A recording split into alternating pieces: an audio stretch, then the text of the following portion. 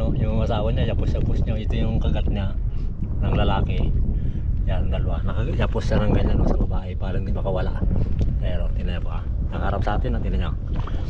Dandahan lang po natin alisin yung yung lalaki para hindi niya makagat yung babae, no? Ayan o. Ayun, magandang hapon po sa inyo lahat, no? Dito po ulit tayo, no? Kahapon, dito tayo kahapon. Kaya lang, madilim, malakas ang kulog. Doon lang po tayong tago kahapon, no? Doon sa katig na sira na bangka na malaki, no? Pero ngayon siguro wala nang bagyo kasi maliwanas na po yung yung kalikasan, no? Langit, maganda na.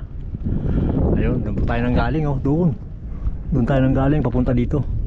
Kaya lang pagdating natin dito, nakasalubong na may nadaanan akong na bakas ng alimango po, galing doon, no? Ito po sinundan ko. Ayan po yung bakas na po. Ayan o. Ayan o. Ayan. Ay ngayon po, sabi ko bago ko ipakita pag natanaw ko na. Ayan po siya o. Ayan o. Nakaharap sa atin o. Dalawa, may asawa siya, no? May asawa na naman, no?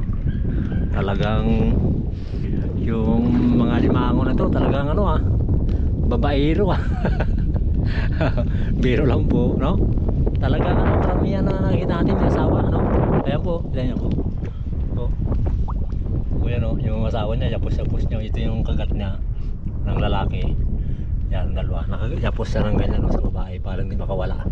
Ayan o, tinan niyo po nakaharap sa atin, tinan niyo. Dandahan lang po natin alisin yung yung lalaki para hindi niya makagat yung babae, no? Ayan o. Uy! Uy! Uy! Uy!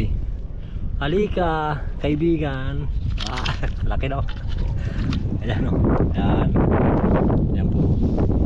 Ikutan po natin ito. Ito, no? Malapad kasi ang babaw. Pagkatapos natin magkuha ng ng alimango.